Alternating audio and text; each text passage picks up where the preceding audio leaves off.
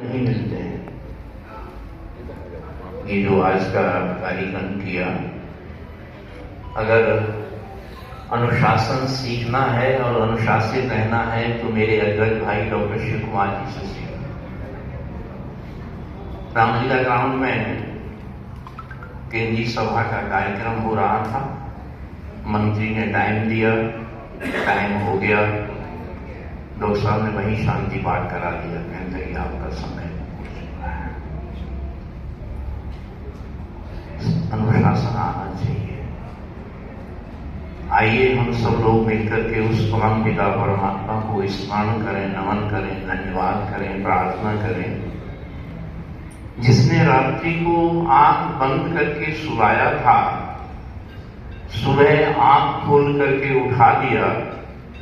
अनुकूलता, निरोगता, भाव, भावना, परिस्थितियां, हालात देकर के हमें आपको अच्छे स्थान पर, अच्छे विचारों में, अच्छे लोगों में, अच्छे कार्यों में उपस्थित होने का अवसर मिल रहा है। पूर्व जन्म के जब पुण्य उदय होते हैं और परमात्मा की कृपा होती है, तो व्यक्ति अच्छे स्थान पर, अच्छे लोगों में, श्रेष्ठ कर्मों में उपस्थित होता है। सबको नहीं मिलता है। आइए उस प्रभु को, परमात्मा, जो मेरा शेष जीवन है वह निरोगता पूर्वक, सम्मान पूर्वक व्यतीत हो।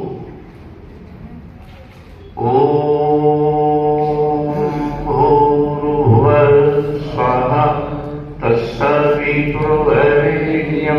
भर्गो देवस्य धीमहि धियो यो न प्रचोदयात्। इस समाज के सभी पदाधिकारीगण, दारेश त्यागी जी ने मुझे 10 मिनट दिए हैं। मैं सबका नाम तो नहीं ले पाऊंगा। सब मेरा अपना परिवार है, संगठन है, बिरादरी है, विचारधारा है। इस समाज के सुयोग्य विद्वान धर्माचार्य आचार्य चंद्रशेखर जी, और मैं समाज को बधाई देता हूं कि जिन्होंने इस कथा के लिए, यज्ञ के लिए मुख्य वक्ता के रूप में मेरे अग्रज डॉक्टर शिव कुमार शास्त्री जी को आमंत्रित किया। इस सौभाग्य की बात है।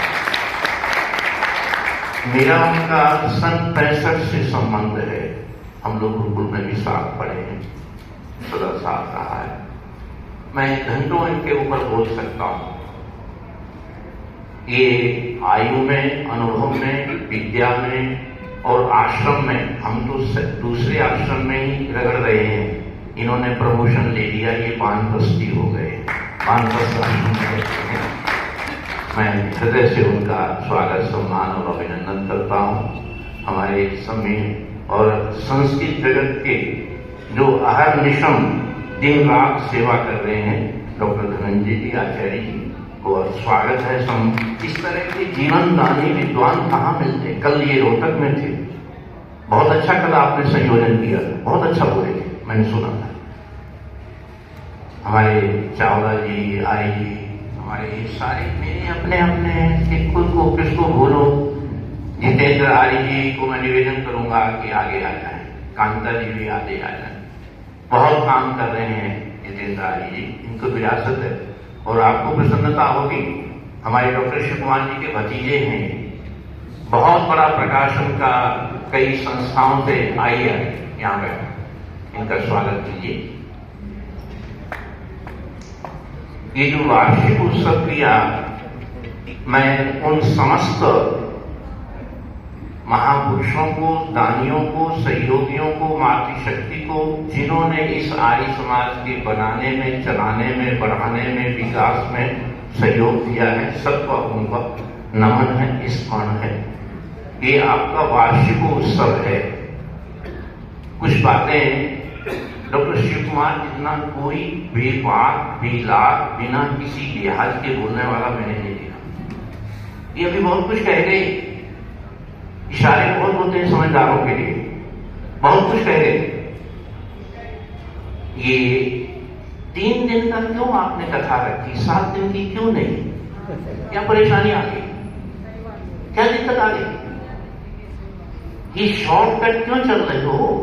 यही तो अवसर होता है जब आपको यज्ञ वेद भजन का कुछ हट करके जीवन के लिए, जगत के लिए, आत्मा के लिए, परमात्मा के लिए, सन्मार्ग के लिए कोई विचार मिलते हैं। और एक और निवेदन करूंगा जो मुझे अच्छा नहीं लगा। महेंद्र जी, बहुत अच्छा विरासत है आपके पास, ये हॉल में जूते मत लाओ। किसी को अच्छा लगे या ना लगे, अच्छी बात नहीं है। ये मंदिर है, मंदिर है, इसकी पवित्रता, सात्विकता, धार्मिकता बरकरार रखनी चाहिए। स्थान का हमारे मन पर, विचारों पर, वातावरण में बहुत बड़ा प्रभाव पड़ता है। मंत्रों की दुनिया का वाइब्रेशन का प्रभाव पड़ता है। अच्छे भजनों का हमारे मन पर, विचारों में प्रभाव पड़ता है।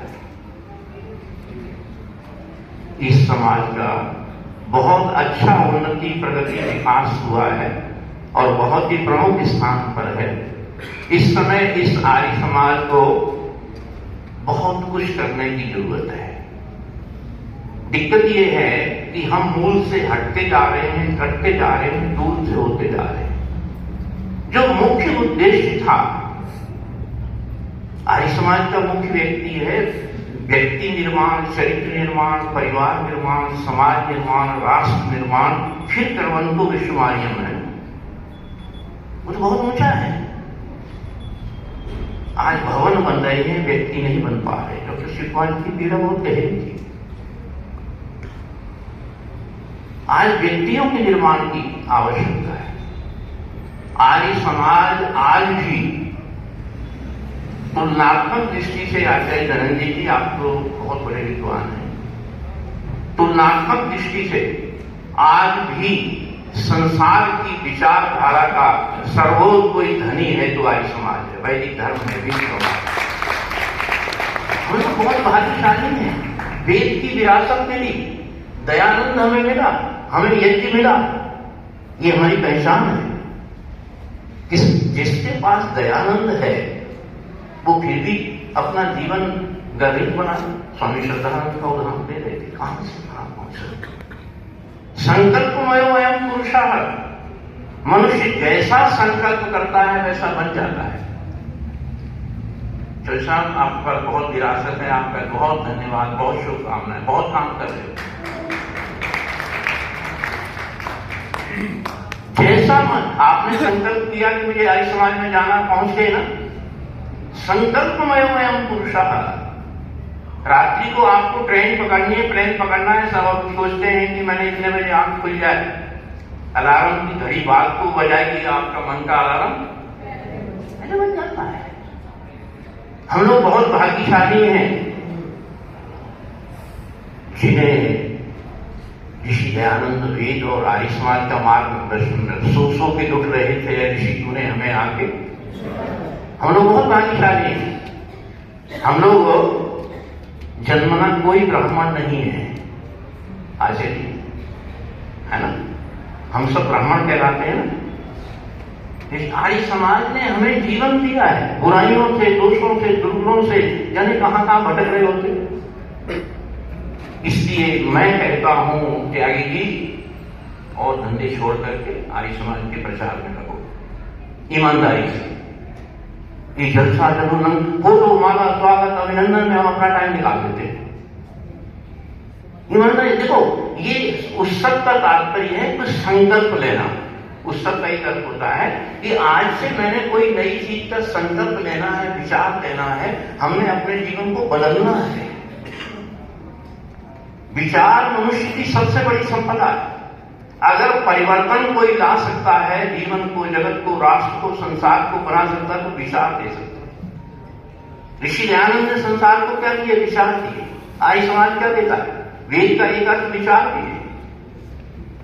आज विचार पॉजिटिव, सही, सकारात्मक निर्माण के, उत्थान के, सुधार के विचार न मिलने के कारण हम जीवन और जगत को नर्क बना करके जी रहे हैं। बोलो, जीना एक कला है, सबको जीना नहीं आता है।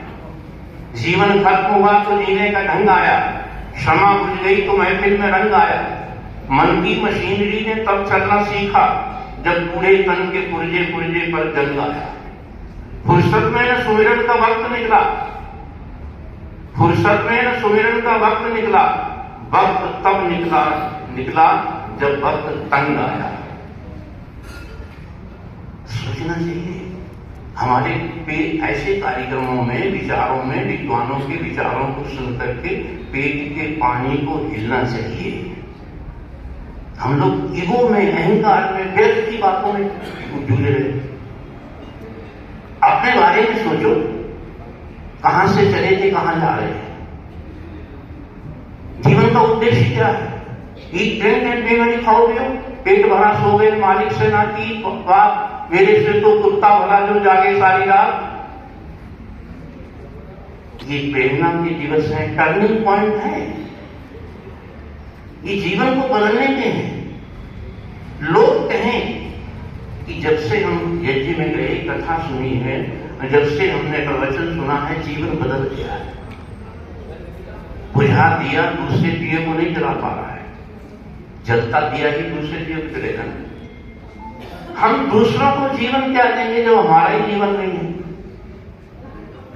आप ध्यान रखना, पहले आर्य समाज का सदस्य, आर्य समाज का अधिकारी, आर्य समाज का विद्वान जिधर से निकलता था, लोग कहते थे आर्य समाज जा रहा है, आर्य समाज जा रहा है, आर्य समाज जा रहा है। स्वामी श्रद्धानंद जी जिधर से निकलते थे, लोग कहते थे गुरुकुल जा रहा है, गुरुकुल जा रहा है, गुरुकुल जा रहा है। ऋषि दयानंद ने एक चुंबकीय व्यक्तित्व था, आग थी, क्रांति थी, ज्वाला थी, जिधर से निकला अज्ञान को, ढोंग को, पाखंड को, अंधविश्वास को मिटाता चला गया। लोग तलवार लेकर के आए, पैर छू करके गए। दुनिया के इतिहास में ऐसा अद्भुत, ऐसा विलक्षण, ऐसा महान, ऐसा क्रांतिकारी युग प्रवर्तक महापुरुष और किसी को नहीं पास जी, है ना? है किसी के पास? और फिर भी हमारा जीवन नीचे की ओर जा रहा हो। सोचना, विचार करना, विचारों से व्यक्ति बदलता है। अपने घरों को संभालो। दो घर हैं, दोनों खराब हो रहे हैं। एक शरीर रूपी घर और एक जिसमें शरीर रहता है, हमारे घर। आज हमारे घर होम न होकर के होटल हो रहे हैं। होम और होटल में अंतर क्या है? मातृशक्ति, ध्यान देना। होम और होटल में अंतर क्या? नारी का। गृहिणी, गृह उच्चते, घर का दूसरा नाम नारी है। आज बच्चों को हम दोष क्यों दे रहे? हमने बच्चों को न संगति दिए, न संस्कार दिए, न विचार दिए, न उनके पास बैठे। उन्हें कार दे दिए, संस्कार नहीं दिए हमने बच्चों। कारें तो हमने लेके दे दी है, मगर संस्कार। इसलिए संभालो। भजन बोलते ना, आपके मैं क्या करूं, आपने मुझे बांध दिया, मैं तो घंटों बोल सकता हूं। इतने अच्छे भजन, प्रेरक, सुधारने वाले, जीवन को संभालने वाले, ऊंचा उठाने वाले, परमात्मा से जोड़ने वाले, सन्मार्ग दिखाने वाले, इतने अच्छे भजन किसी के पास? बोलो, है महेंद्र जी, है ना? भजन में बड़ी शक्ति होती है। प्रवचन से भजन ज्यादा प्रभावी होता है, इफेक्टिव होता है, दिल को छूता है। ये दुनिया से उठा के किसी और दुनिया में ले जाता है। मैं आग्रह करूंगा, यूट्यूब पे बहुत अच्छे भजन प्रवचन आ रहे हैं, उनको गुनगुनाया करो, खाया करो, लगाया करो, चबाया करो, रस दिया करो। देखो, पता नहीं कौन सी भजन की पंक्ति जीवन को बदल जाए। अमीचंद तुम हो तो हीरे कीचड़ में फंसे बदल कर। स्वामी मुंशी राम ने ऋषि दयानंद का बरेली में एक प्रवचन सुना था। जीवन, उन्होंने 3 गुरु बनाए थे, एक सत्याप्रकाश को, ऋषि दयानंद को और अपनी पत्नी श्रीदेवी को। ये एक हमें गोल्डन अपॉर्चुनिटी मिली है। मानव जन्म अमोल्य, इस मिट्टी में ना रोल के, अब भी मिला है, फिर न मिलेगा, कभी नहीं, कभी नहीं, कभी नहीं। चावला जी, बीती सो बीती, बाकी उम्र संभालूंगा। जब जाग जाओ करे, सीखने के लिए, समझने के लिए, ऊंचा उठने के लिए एज लिमिट नहीं है। व्यक्ति जन्म शमशान तक सीखता है, अगर सीखना चाहे तो। सीखना चाहे तो। इसलिए चिंता नहीं, चिंतन करना है। डॉक्टर शिव कुमार जी ने बहुत कुछ आपको कहा है, समझ जाओ। अरे भाई, मतलब इधर नाम सुहागा इतना अच्छा, अपने को होम देना। मैं सब कुछ खो के देख लिया है कि तेरा होना बाकी है, मैं सबका होके देख लिया है कि तेरा होना बाकी है। सोचो, बहुत कुछ है आपको, निराश, हताश, उदास नहीं होना, करोड़ों से अच्छे, किंतु अपने को संभालना है, बदलना है।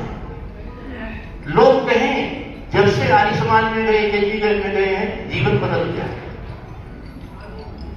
है ना। इसलिए क्या है, ये कार्यक्रम बनाते रहो, महीने में 2 महीने में। मंदिर नगर के बीच में बनाया जाता है, शमशान नगर से दूर बनाए जाते हैं। आते हुए जाते हुए, सुख में दुख में, अमीरी में गरीबी में, बीमार हुआ तो मंदिर आया, अच्छा हो गया तो मंदिर आ गया, नई गाड़ी खरीदी तो मंदिर हो आया। मंदिर केंद्र में है सबके लिए। क्यों नहीं यहाँ पर धर्म शिक्षा की क्लासें लगाते हो? क्यों नहीं वीकर सेक्शन को जोड़ते हो? काम करो, महिलाओं के लिए, बेटियों के लिए शिविर लगाओ, वर्कशॉप करो। आपके पास इतना सब कुछ होते हुए भी रही बात, आपका सत्संग यज्ञशाला पर ही समझ जाता है ना। रविवार का सत्संग आज आप हॉल में कर रहे, हॉल बनाया है, क्यों? सोचो कहां कमी कहां है, हमारी संख्या क्यों घट रही है, हमारी अनुयायी क्यों घट रही है, हमारी विचारधारा से लोग क्यों नहीं जुड़ रहे? क्यों का जवाब अपने से पूछो। मूल शंकर ने अपने से पूछा था, ये कैसा शिव है जो एक चूहे से रक्षा नहीं कर पा रहा? गौतम बुद्ध ने अपने से पूछा था कि मैं बूढ़ा हो जाऊं, बीमार हो जाऊंगा, मैं रोगी हो जाऊंगा। अपने पास अपनी आंखें जरूर करो, आज से 5 मिनट अपने लिए जरूर निकालो, अपने से बात करो, अपने को अपॉइंटमेंट दो, अपने से बात करो, अपने बारे में देखो। हम दूसरों को राजी करने में लगे हुए हैं, अपने को नहीं देख पा रहे। इसलिए ऋषि दयानंद ने क्या कहा, शारीरिक उन्नति करना, आत्मिक उन्नति करना और सामाजिक उन्नति करना, यहां पर इसको केंद्र बनाओ। आध्यात्म का, योग का, मतलब स्वाध्याय का। आपके पास योग्य विद्वान है, घोषणा करो 2 घंटे के लिए, जो वेद, उपनिषद, गीता, रामायण जो पढ़ना चाहे आए। पहले दिन 2 आएंगे, 4 आएंगे, 6 आएंगे। दूसरों से सीखो, अनुशासन को हमें दूसरों से सीखना चाहिए। ये आपने जो उत्सव किया है, समय की सीमा मर्यादा है। बहुत दूर दूर से, अन्य समाजों से बहुत से लोग आए हैं, संगठन के लोग भी आए हैं, अधिकारी भी आए हैं, और जिन्होंने अभी आना है, मैं उनका सभी का स्वागत, सम्मान, अभिनंदन करता हूं। और ये निवेदन करना चाहूंगा कि आपके पास इतनी बढ़िया जगह है, साधन है, सुविधाएं हैं, रचनात्मक जमीनी काम करो। केवल हैंडबिल छाप लेने, पोस्टर लगा देने से कुछ नहीं बनेगा। जब तक हम अपने जीवन को नहीं संभालेंगे, तब तक बात नहीं बनेगी। इन्हीं शब्दों के साथ आपका कार्यक्रम बहुत सुंदर हुआ, सफल हुआ। आपने इस भागते दौड़ते, तनाव उलझन भरे जीवन जगत में से सबको दूर से मिला दिया, बिठा दिया, कार्यक्रम लिया है। और मैं समझता हूं अन्य समाजों के लोग भी यहाँ पर बैठे हुए हैं। आज बंधुओं, समाजों को संभालो, अंदर झांक करके देखो क्या स्थिति हो रही है। आज उपस्थिति कम होती चली जा रही, लोग कम आते चले जा रहे। क्यों? रक्षा कौन करेगा? हम ही लोग रक्षा करेंगे अगर हमारे अंदर आर्य समाज की भावना होगी। इन्हीं शब्दों के साथ आप सब लोगों ने मुझे सुना, बहुत आभार। मेरा तो लालच था कि मैं डॉक्टर शिव कुमार जी के दर्शन करूंगा, और ये भी बधाई दूंगा मैं डालिश जी कि आपने सम्माना, इनको कोई सम्मान की जरूरत नहीं। ये तो अपने आर्य जगत में सारा जीवन गुरुकुल घरौंडा में पड़े हुए हैं, संस्कृत जाने कितने संस्थाओं से जुड़े हुए हैं, सारा जीवन इनका आर्य समाज के लिए रहा है, और मतलब अपनी पहचान है आर्य जगत में इनकी अपनी। मैं तो सन 65 से जुड़ा हुआ हूँ, अपनी चाहे मित्र हो चाहे नाराज हो जाए, कोई बात नहीं। इन्होंने जो सही बात सिद्धांत की, नियम की कहनी है वो कह देनी है। ये हम बड़े गौरवान्वित हैं। और इस आर्य समाज में मैंने देखा है, गाड़ी न होते हुए भी बसों में डीडीए ले जाने देते हैं। यशपाल जी ने बहुत, मतलब सचदेवा जी ने, मतलब वो तो मैं और वो एक ही कॉलेज में पढ़ाते थे, मैंने ही उन्हें प्रेरित किया। मैंने कहा सचदेवा साहब आपने मकान तो ले लिया है, वहाँ एक आर्य समाज भी बना लो। तो उन्होंने अंदर प्रेरणा आई और उन्होंने कहा कि मैं आर्य समाज, पहले पारिवारिक सत्संग होते थे, अरोड़ा जी होते थे ना, पारिवारिक सत्संग होते थे। पारिवारिक सत्संग में मैं रेगुलर आता था। तो ये तूफानों से लाए हैं किस्ती को निकाल करके आप लोग, और इसको बढ़िया तरह से, अब तो सबसे बड़ी बात यह है कि लोगों को जोड़ो, लोगों को विचार दो, लोगों को सिद्धांत दो। आज इतना ढोंग, पाखंड, अज्ञान, अविद्या, जड़ पूजा, ठीक है, हम वर्तमान सरकार के समर्थक हैं, वोट देते हैं। धनंजय जी, अगर सबसे ज्यादा ढोंग, पाखंड, गुरडम, अंधविश्वास, जड़ पूजा अगर कोई फैला रहा है तो यही सरकार बुरा लगेगा, लगेगा। फिर आर्य समाज का क्या रह गया? अगर ऋषि दयानंद ढोंग, पाखंड, गुरडम, अंधविश्वास से समझौता किया होता तो 19वीं शताब्दी का सबसे बड़ा भगवान था। बोलो, अगर गलत चीजों से समझौता करोगे तो आर्य समाज का अस्तित्व खत्म हो जाएगा। आर्य समाज की पहचान है, मान्यताएं हैं, सिद्धांत हैं, आदर्श हैं। त्यागी जी ने कहा सिद्धांतों का, मान्यताओं का, आदर्शों का विशेष ध्यान रखिएगा। इन्हीं शब्दों के साथ मेरी बात आपको हो सकता है अनुकूल न लगी हो, मगर वो विष्णु सर्वा कहा करते थे कि दयानंद की वकालत हम नहीं करेंगे तो कौन करेगा। दयानंद की वकालत अगर हम नहीं करेंगे तो कौन करेगा। कोई मेरी बात आपको अच्छी न लगी हो तो उसको विनम्रता से मुझे दे देना। धन्यवाद से।